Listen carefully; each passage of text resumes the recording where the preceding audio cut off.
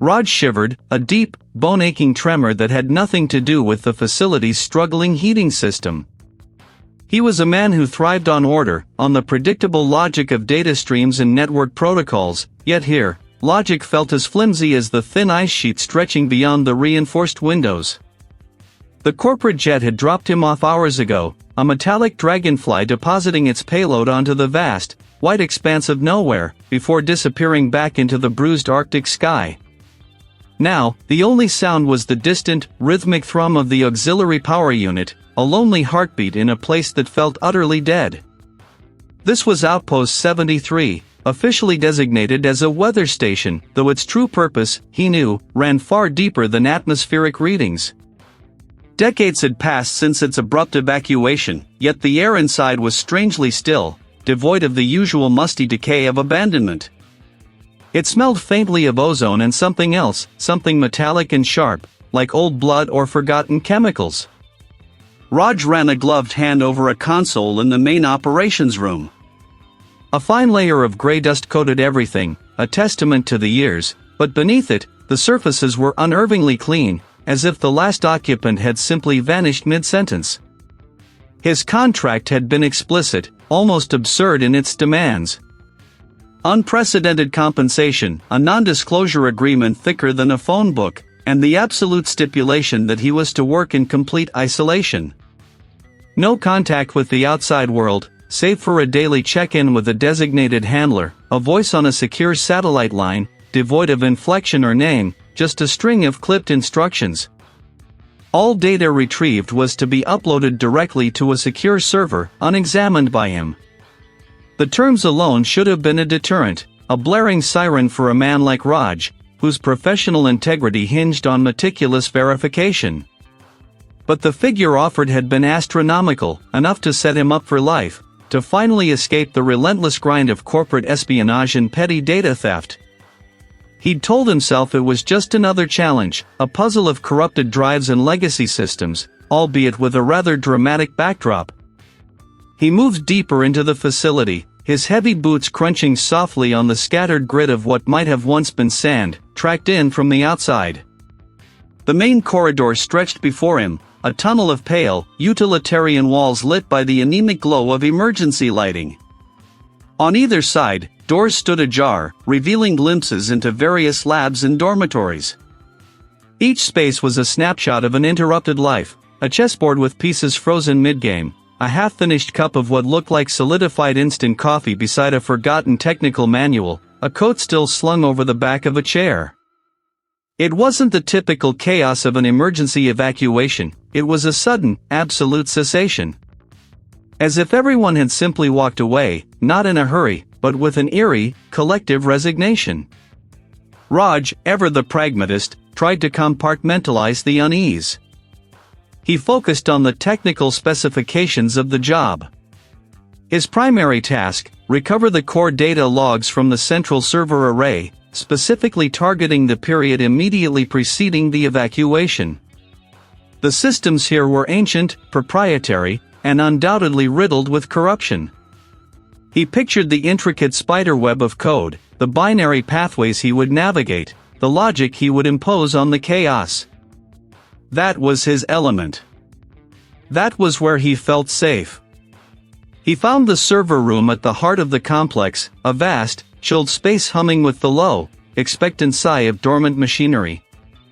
Rows of towering, monolithic server racks stood like silent sentinels, their indicator lights dark. He pulled out his diagnostic kit, a gleaming array of tools and cables, his fingers already anticipating the familiar click and whir of connection. As he began to set up his portable console, his gaze drifted to a series of hand-drawn diagrams tacked to a corkboard near the main server stack. They weren't blueprints or schematics. One drawing, larger than the rest, showed a series of concentric circles, with a single, distorted eye at the center, radiating tendrils that seemed to bleed off the paper. It was unsettling, utterly out of place in a research facility, even one as enigmatic as this. He reached out, his gloved fingertip brushing the edge of the drawing. The paper felt brittle, almost powdery. This wasn't just a classified incident, it was something far stranger. The logical part of his mind, the part that dealt in verifiable facts and demonstrable evidence, tried to dismiss it as an artistic indulgence, perhaps a stress relief doodle by an overtaxed researcher. He pulled his hand back, forcing himself to focus. The initial system diagnostic was his priority. He plugged in the main interface cable, the familiar click echoing in the cavernous room. The terminal flickered to life, displaying a cascade of error messages. Corrupted file structures. System integrity compromised. Data streams fragmented. Standard enough for systems of this vintage. He took a deep, steadying breath, the metallic taste lingering. This was his world. He would untangle the mess, restore the order. He had to. There was no one else here. Raj's fingers, usually nimble and precise, felt stiff as he connected the last diagnostic cable. The hum of his portable server rack, a familiar comfort, was swallowed almost instantly by the cavernous silence of Outpost 73. He had spent the better part of the morning methodically mapping the facility's network architecture, a digital archaeologist sifting through the ruins of forgotten protocols. The main server room, a metallic mausoleum of defunct machinery, smelled faintly of ozone and dust, a scent that clung to the stale, frigid air. He shivered again, not from the cold this time, but from the sheer weight of decades-old stagnation pressing down on him. His determination, however, was a stubborn thing. He was here to extract data, to untangle the digital threads of a long-abandoned mystery, and he would not be deterred by a mere sense of unease. He fired up his primary console, the screen glowing a vibrant blue against the dimness. Lines of code scrolled, a language he understood intimately, a logic he trusted. He initiated the preliminary scan, a deep dive into the corrupted archives of the main data storage units. The process was slow, a crawl through petabytes of decaying information, like sifting sand for individual grains of gold. Hours bled into one another, marked only by the dwindling battery life of his thermal flask and the increasing ache in his lower back. The facility's internal clock had long since died, leaving him untethered from the rhythm of day and night. Then he hit a wall. Not a physical one, but a digital barrier of corrupted sectors and encrypted partitions. The scan stalled, an error message flashing, critical data integrity failure. Unrecoverable sectors detected. Raj frowned, his brow furrowing in concentration. This wasn't just old data, it felt deliberately mangled. He switched tactics, attempting to bypass the corrupted zones, focusing on the metadata, searching for any identifiable file structures. That's when the first anomaly occurred. A faint, high-pitched whine, like stressed metal, seemed to emanate from the far corner of the server room. He paused, lifting his head, straining his ears. Nothing. Just the hum of his equipment. He dismissed it, attributing it to the aging infrastructure, perhaps a distant pipe or structural stress. His focus returned to the screen, where fragments of file names began to surface through the digital noise. Project_chimera_observations_logs.enc subject_behavioral_anomalies_phase_3.dat unorthodox_research_protocol_revisions.txt. The words were unsettling. Observations. Behavioral anomalies. Unorthodox research. This wasn't standard meteorological or geological data. He wasn't supposed to be finding this. His mandate was simple: retrieve all recoverable data. He decided to check the facility's external sensor logs, hoping to find a less corrupted data stream to work backward from. This meant a short trek to the weather station, a small, hexagonal annex connected to the main complex by a narrow, exposed walkway. The wind howled outside, a relentless, mournful sound. Old instruments, their dials frozen, lined the walls. He found the terminal, an even older model than those in the main server room, and plugged in his interface. He snapped his head around, but the space was empty, save for a stack of rusted supply crates. He blinked, rubbing his eyes. Fatigue, he told himself. The long hours, the constant strain on his vision. He leaned closer to the terminal. The data transfer rate was sluggish, crawling. He watched the progress bar, impatient. Then, his high-tech console, connected via a reinforced fiber optic cable, flickered. Not just the screen, but the entire unit. A momentary blackout, followed by a surge of static across the display before it returned to normal. Raj stared at it, then at the older terminal. No power fluctuations in the weather station's antiquated light.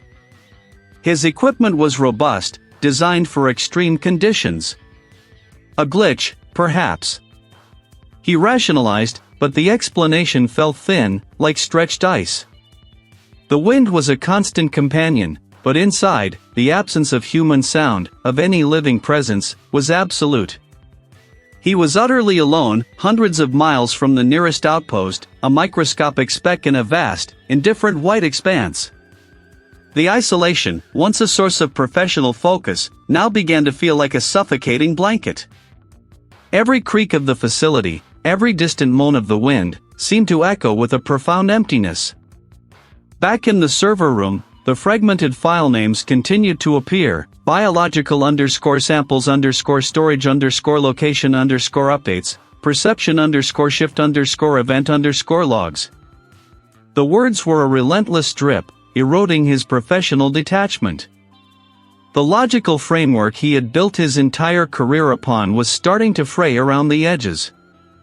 He was a man of data, of concrete facts, but the data he was unearthing here felt wrong. It felt like something that should have stayed buried. He dismissed the feeling, forced himself to focus. There was more data to recover, more truth to uncover, regardless of how unsettling it might prove to be. Raj, determined, pushed deeper into the corrupted servers, ignoring the prickle on the back of his neck, the feeling that he wasn't quite as alone as he thought. The words flickered on the monitor, a stark white against the deepening gloom of the data hub. Observations. Behavioral anomalies. Unorthodox research. Raj felt the familiar cold knot tighten in his stomach. He couldn't stop now, not with the corporation's advance on the line, not with the silence of Outpost 73 pressing in. He forced his gaze back to the screen, his fingers hovering over the keyboard. He navigated deeper into the corrupted directories, past the expected climate readings and geological surveys. This wasn't what he expected. He selected a fragmented data log, the file name a jumble of alphanumeric characters. Subject 0. Baseline observations. Elevated neural activity during prolonged isolation protocols. Then, a jump, sensory deprivation trials initiated. Response patterns inconsistent with control group. Raj leaned closer, his breath fogging slightly in the cold air. The hum of the ancient servers seemed to deepen, a low, resonant thrum that vibrated through the floor. He scrolled further, his eyes scanning for context. Hypothesis: extended periods of isolation induce heightened suggestibility. Further research into cognitive drift phenomenon imperative. Cognitive drift. The term itself felt like a shiver. It implied a slow, insidious shift, not just of thought, but of the very framework of perception. He paused, rubbing his temples. He turned his head sharply, but the corner of the room was empty, just the stale air and the faint glow of indicator lights. He attributed it to eye strain, the endless hours staring at screens in the dim, artificial light. Not a sound from the room, but a thought, clear as day, echoing in his own head. You shouldn't be here. He froze, his fingers poised over the keys. The voice was his own, yet it wasn't. Raj shook his head, a sudden headache blooming behind his eyes. Fatigue, he told himself. The deep isolation was getting to him. He pushed the unsettling thought away and returned to the logs. Observations at the weather station confirm anomalous atmospheric pressure fluctuations correlating with subject zeros. Erratic behavior. The weather station. He pictured the distant, windswept structure, a lonely sentinel on the ice. The logs continued, growing more frantic, more fragmented. Subject 0 exhibiting acute disorientation. Reports of visual and auditory distortions. Reality testing compromised. And then, the last coherent entry, Subject 0 vanished from containment. No physical trace. Search initiated. All personnel advised. The rest was corrupted, a broken stream of binary. Vanished. Raj's stomach churned. Not escaped, but vanished. The word hung in the frigid air like a ghostly breath. He tried to steady his racing thoughts. This was just data, old records from a failed project. But the flicker in his peripheral vision returned, more insistent this time. He blinked, hard. Nothing. Just the metallic sheen of the server racks. He decided to take a short break, to clear his head. He stood up, stretching his stiff limbs, and glanced around his workspace. His coffee mug, which he'd left on the right side of his console, was now directly in front of his keyboard. His neatly stacked pile of recovery notes, arranged by priority, had a single sheet pulled out, lying askew on the desk. He distinctly remembered placing it under the others. A prickle of unease, sharper than before, ran down his arms. He was meticulous, almost pathologically so. Every item had its place, every cable its route. This wasn't just a minor shift, it was a deliberate alteration of his carefully constructed order. He picked up the misplaced sheet. It was blank. "Are you sure?" It sounded like a question, a taunt. Raj spun around, his heart thudding a slow, heavy beat against his ribs. The vast, empty data hub stretched out before him, rows of silent, hulking machines receding into the gloom. Just the persistent, low hum. He gripped the edge of his desk, knuckles white. His mind was playing tricks on him. The isolation, the lack of sleep, the unsettling data, it was all coalescing into a phantom presence. He needed to focus. He was Raj, the data recovery specialist, precise and rational. There was no ghost, no lurking entity. Just a facility long abandoned, its secrets waiting to be unearthed. He sat back down, his gaze sweeping over his workstation. He straightened the coffee mug, tucked the stray note back into its pile. But as his fingers returned to the keyboard, he noticed a faint, almost invisible scratch etched into the polished metal of his laptop's palm rest. It wasn't there before. A thin, jagged line, like a fresh crack in ice. It wasn't deep, but it was undeniable. And it hadn't been there a minute ago. This wasn't fatigue. This wasn't imagination. Something was happening. And it was starting with him. Raj stared at the monitor, the words observations. Behavioral anomalies. Unorthodox research still burning into his vision. The cold knot in his stomach tightened, a familiar clench he usually associated with impending deadlines or a particularly stubborn data corruption. But this was different.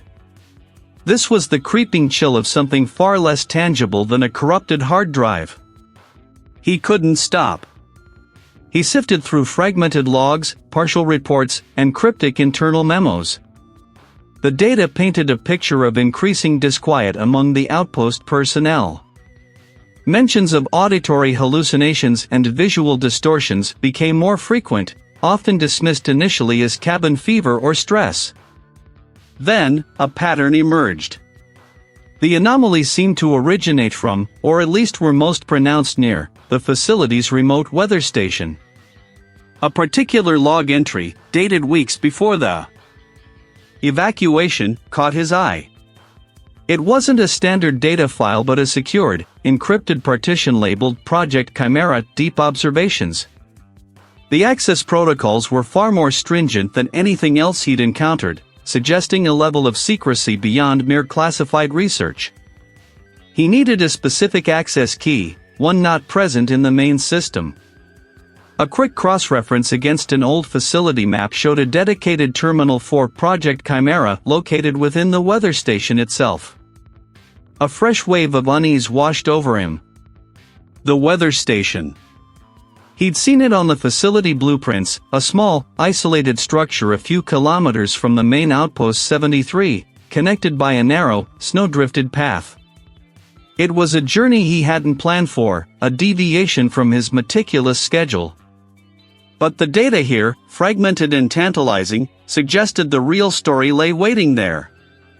He geared up, pulling on his heavy parka, insulated boots, and thick gloves. The wind, a constant, mournful wail, seemed to pick up, whipping snow into stinging flurries. He switched on his headlamp, its beam cutting a narrow tunnel through the encroaching twilight. The path to the weather station was treacherous, uneven ice hidden beneath fresh powder. Each step crunched loudly, the sound swallowed almost immediately by the wind. He found himself scanning the horizon, not for landmarks, but for anything that wasn't blinding white and featureless gray. The isolation was absolute, a crushing weight that pressed in from all sides. He tried to focus on the task, on the data, on the logic of his mission. But a primal part of his mind screamed for warmth, for light, for human presence. Finally, a faint silhouette emerged from the swirling snow, the weather station. A low, persistent hum emanated from within, barely audible over the wind, but distinct. It was a sound of dormant machinery, not active, but not entirely dead either. He wrestled with the frozen latch on the heavy door, his gloved fingers clumsy. With a groaning sigh of tortured metal, it gave way. His headlamp beam swept across a cramped interior, revealing banks of antiquated monitoring equipment, a dusty console, and a single, flickering terminal screen, the Project Chimera terminal. His breath plumed in the frigid air as he approached the console. The screen, a sickly green against the gloom, displayed a prompt. He entered the default access code he'd found in a fragmented memo. The screen flickered, then burst to life, displaying an index of files far more extensive and detailed than anything he'd seen before. These were the true logs. The entries, spanning months, detailed a creeping, insidious phenomenon. The researchers had initially theorized a unique atmospheric disturbance, then a localized geological anomaly. But as the logs progressed, the tone shifted from scientific detachment to desperate, terrified realization. Entry 147, subjective perception anomalies increasing. Visual distortions reported by multiple personnel. Not consistent, highly personalized. Seems to target individual anxieties. Entry 159, auditory events. Distant, familiar voices. No external source. The entity is non-physical. It feeds on isolation, on our fear. It is a psychic presence. Entry 171, it learns. It molds our reality. Not just delusions, but a subtle warping of the environment. The air itself feels wrong. The entity thrives on the breakdown of rational thought. It feeds on sanity. Entry 184, we are not alone. It has been here, dormant, for centuries. Our presence awakened it. It is grooming us. Preparing us. He wasn't merely recovering lost data. He was reading a confession, a warning from the grave, from people who had understood too late. The entity wasn't a relic, it was active. And he, Raj, was its current, isolated subject. The realization hit him like a physical blow. He wasn't just alone in a desolate outpost, he was trapped with an active, malevolent intelligence. It had been subtly influencing him, guiding him, drawing him deeper into its domain. A flicker caught his eye. The terminal screen, which had been displaying a steady stream of text, suddenly glitched.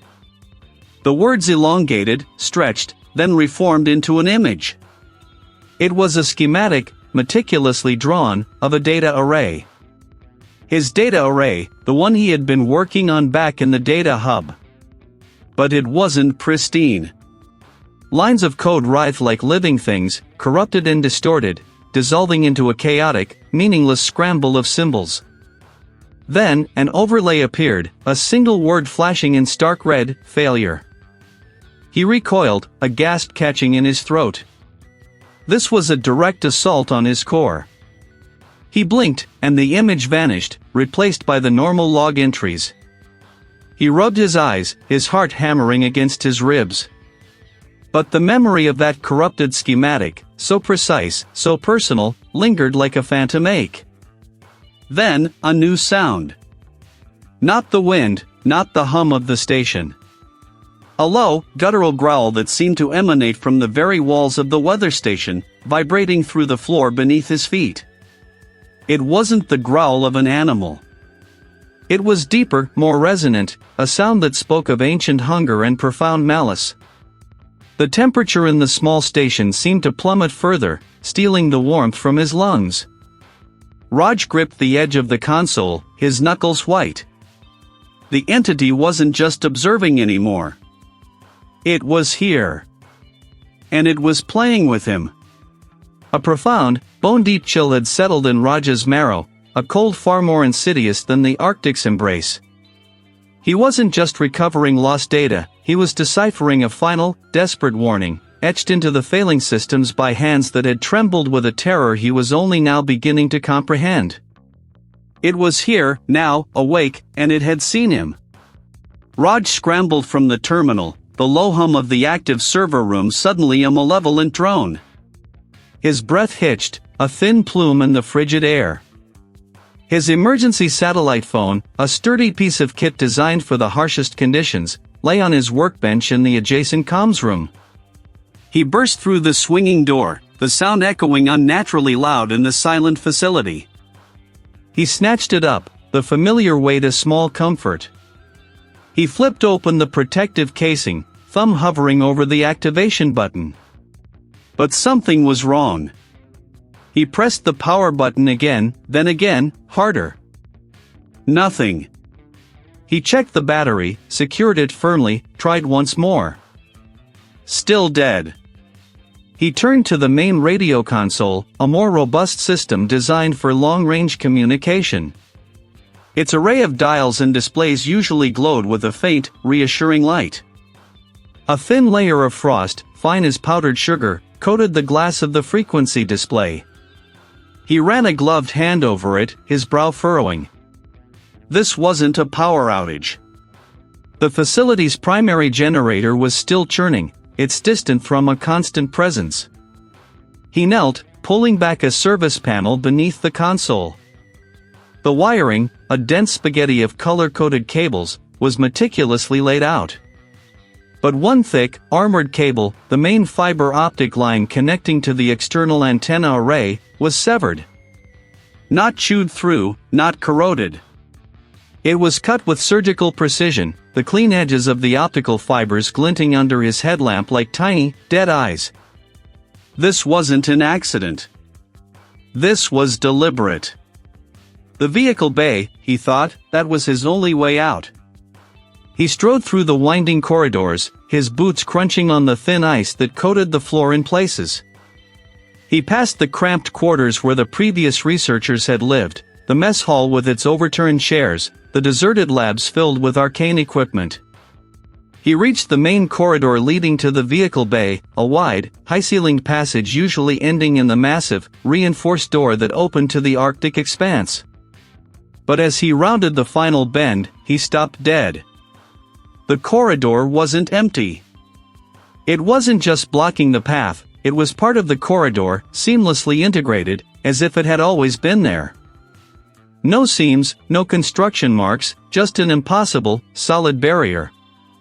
Raj stared, his mind refusing to process what his eyes saw. It was undeniably real, solid, unyielding. But it hadn't been there yesterday. It hadn't been there an hour ago. He knew this facility like the back of his hand from the schematics. This was impossible. He spun around, his headlamp beam cutting through the gloom, but there was nothing. Just the endless, empty corridor stretching behind him. He felt a pull, an urgent, unsettling curiosity drawing him towards the facility's highest point, the external observation deck and its attached weather station. Perhaps there, he could get a visual on the outside, a sense of perspective. He retraced his steps, his pace quickening, a frantic energy seizing him. The panoramic windows, usually offering a breathtaking view of the frozen wastes, were obscured by a swirling, impenetrable whiteout.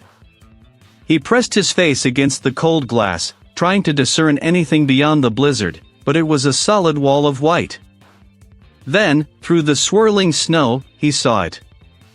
Not through the glass, but in the glass.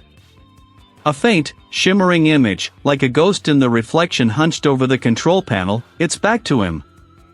It was a man, dressed in the heavy, insulated gear of the previous expedition. The man was muttering, his shoulders shaking. He watched, frozen, as the spectral figure slowly turned its head. A desperate, silent scream contorted its features. The man reached out a hand, not to the panel, but as if grasping at empty air, pleading, then his form began to waver, to stretch, like a reflection on disturbed water. Raj stumbled back, a choked gasp escaping his lips. He slammed against a metal console, sending a shower of dust motes dancing in his headlamp beam. It wasn't a hallucination, it was too vivid, too real, too there. He could almost taste the man's despair, the icy grip of his madness. He looked back at the window. The blizzard still raged, but the image was gone. Had he just witnessed a memory? A fragment of a past atrocity, projected into his present? Or was it more than that? The entity wasn't just data, not just a concept. It was active, intelligent. It could manipulate the physical world, sever connections, erect impossible barriers. And it could warp perception, twist reality, showing him visions that blurred the line between past and present, sanity and madness. It wasn't just feeding on isolation, it was creating it, meticulously, deliberately. It was playing with him, a cat with a trapped mouse, and he was utterly, irrevocably alone in its hunting ground. The full, terrifying scope of his predicament crashed down on him, a crushing weight. He was trapped, not by a physical blizzard, but by something far more ancient and malevolent. And it had only just begun. The entity, this shapeless devourer of perception, was not merely a threat to his life, but to the very coherence of his existence. Panic was a luxury he could no longer afford. Raj clenched his jaw, the taste of metallic tang on his tongue a sharp reminder of the facility's decaying air. He was a data recovery specialist, a man who brought order to chaos, who rebuilt shattered realities from digital fragments. This was just a bigger, more malevolent kind of corruption.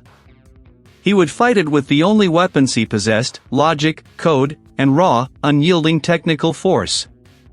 He began by mapping the facility's power grid, a labyrinthine network designed for deep Arctic isolation, not for defense against an unseen, psychic predator.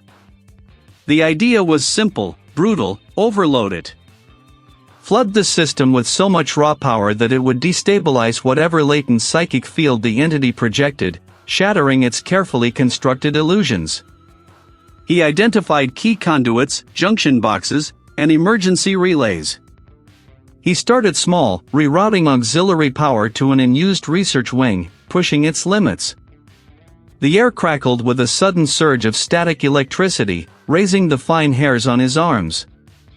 He could smell ozone, sharp and acrid, mingling with the pervasive scent of stale metal and dust. The entity responded. On. A secondary monitor, a diagram of the facility's environmental sensors, began to glitch. Temperature readings spiked erratically, then plummeted below zero. Pressure gauges swung wildly. Raj squinted, trying to discern a pattern, a weakness in the entity's assault. It seemed to thrive on the distortion of information, the bending of objective reality. This gave him an idea, a desperate, audacious countermeasure. If it fed on lies and ambiguity, what if he force-fed it truth? He began searching for external data streams, sources of objective, uncorrupted information that the entity might struggle to manipulate.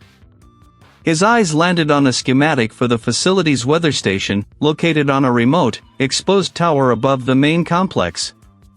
Its purpose was singular: to record unvarnished atmospheric conditions. Wind speed, temperature, barometric pressure, raw, uninterpreted data, constantly flowing.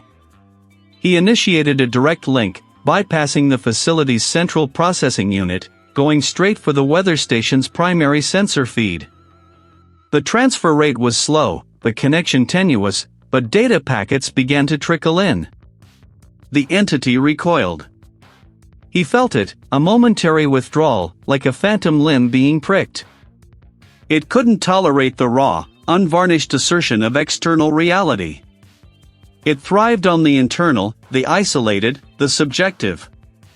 His hypothesis solidified: the entity's power was rooted in the absence of external stimuli, in the total isolation that allowed it to become the only reality.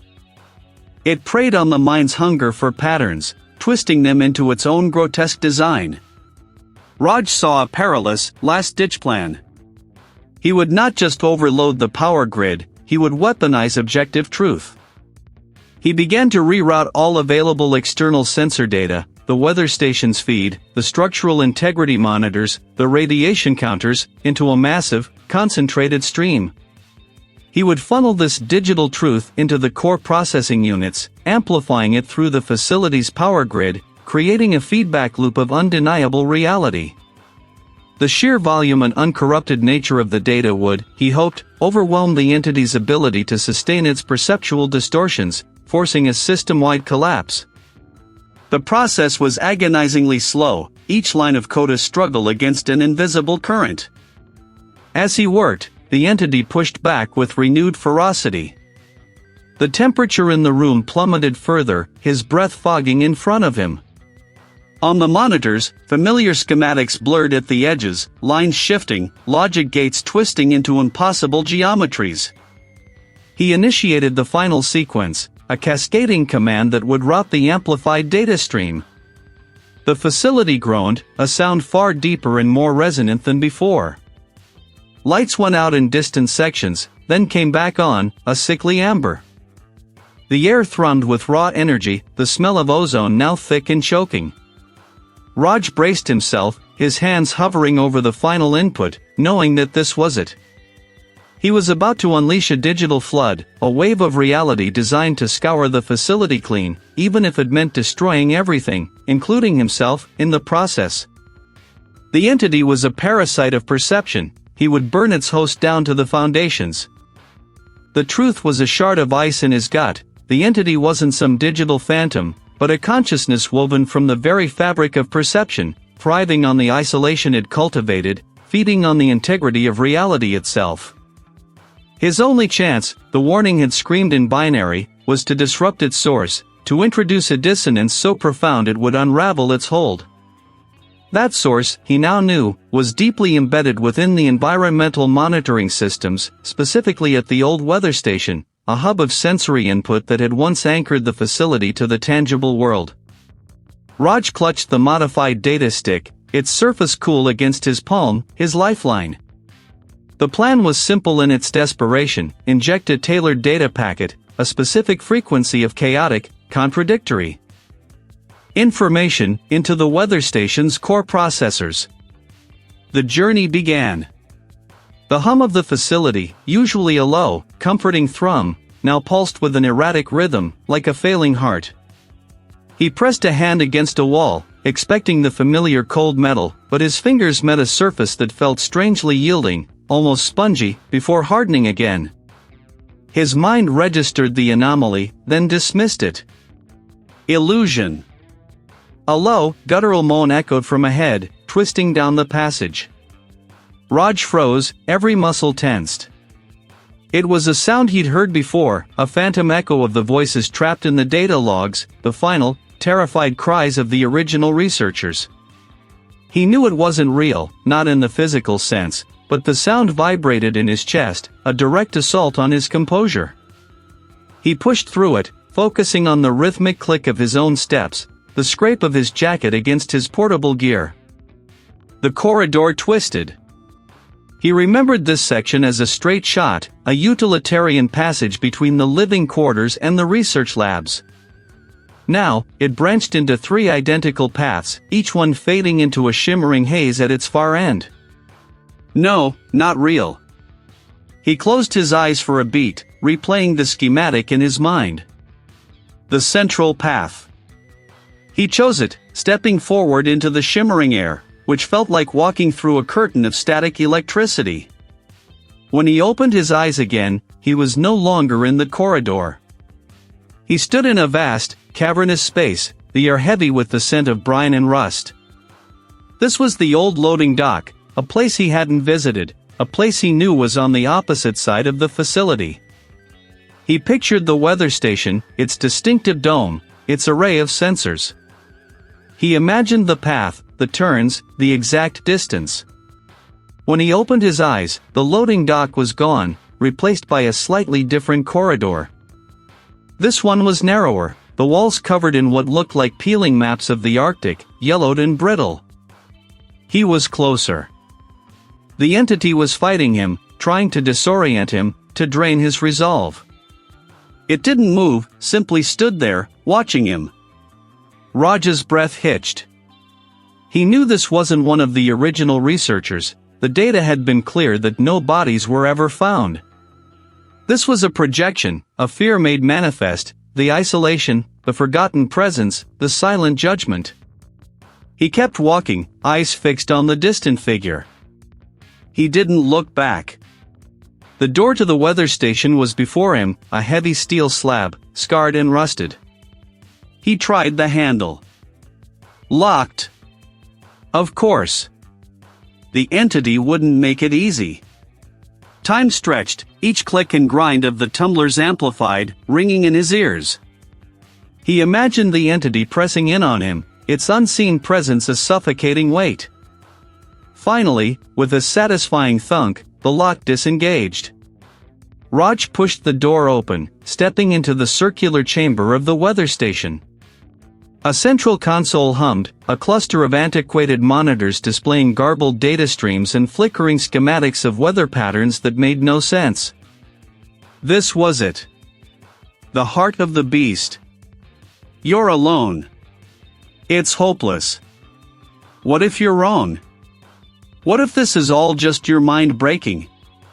Raj ignored them, focusing on the console, the main access port. His hands moved with practiced precision, plugging in the data stick, overriding the system's ancient security protocols. The screen flared, displaying a cascade of code, a torrent of information. He initiated the upload. A shriek, not of sound but of pure psychic force, tore through his mind, forcing him to his knees. The lights in the weather station exploded, showering him with sparks and glass.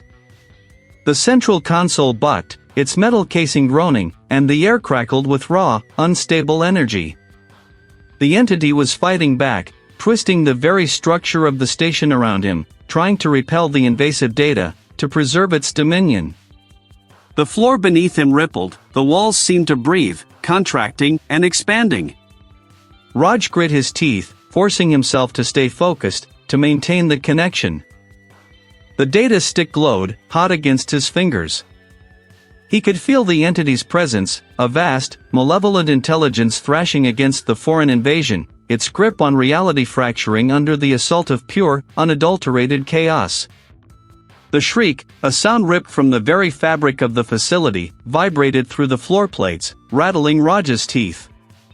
It was not a physical sound, not truly, but a psychic assault, a desperate scream of pure, unadulterated violation.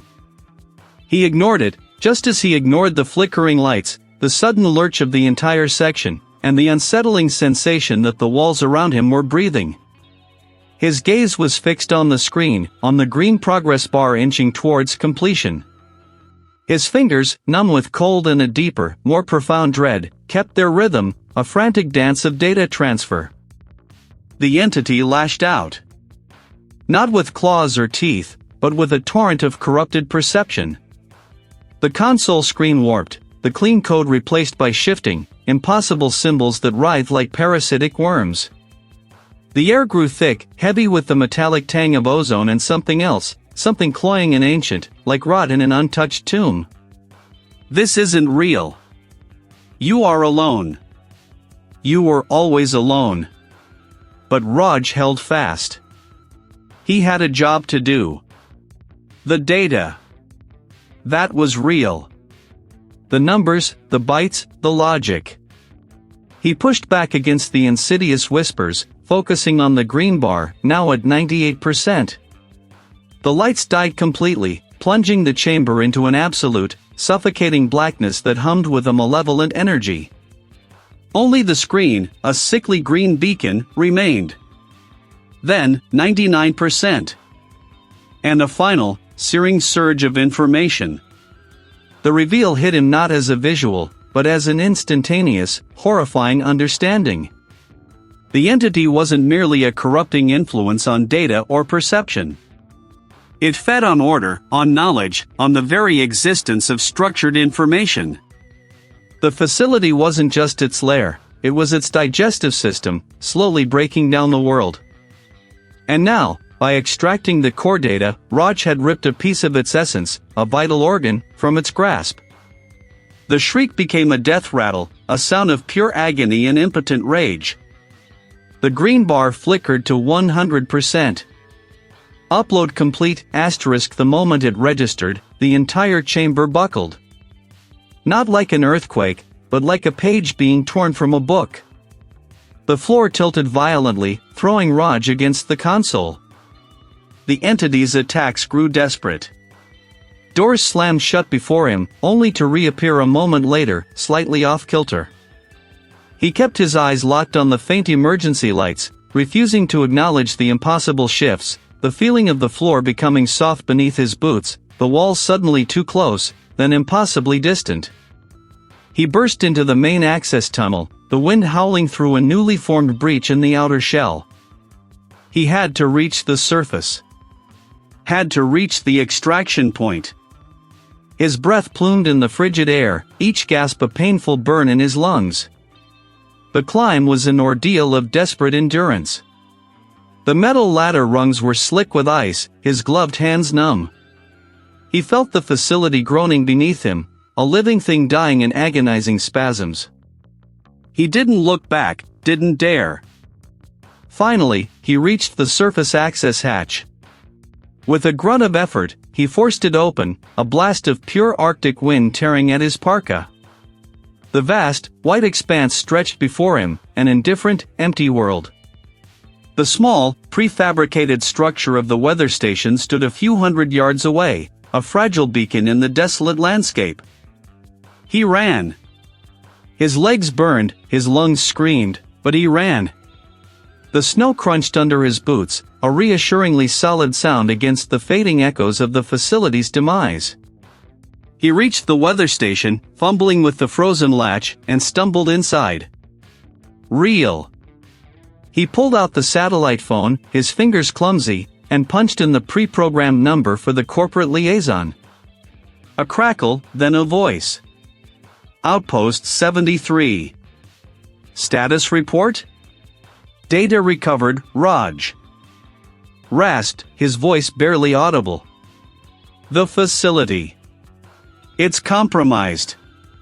Structural integrity failure. Recommend immediate, permanent sealing. He omitted the rest. The shrieks, the warping reality, the entity that fed on order. They wouldn't understand. They couldn't. The voice on the other end was clipped, efficient. Understood. Extraction inbound in 2 hours. Stand by. 2 hours. He looked at his hands, steady now, but he felt an invisible tremor deep within him. He had completed his mission. He had escaped. But the entity. He had seen it. Understood it. And in that terrifying moment of understanding, he knew it wasn't defeated. It had merely been displaced, perhaps even given a new conduit. He stared out the small, frosted window at the endless white. The world looked the same, but it felt different. Thinner. He rubbed his temples, a dull ache throbbing behind his eyes. Was it the light, or something else? He was out, but the outpost was still with him, a sliver of its terrible truth now etched into his very being. The world remained oblivious, but Raj knew. And knowing was a different kind of prison.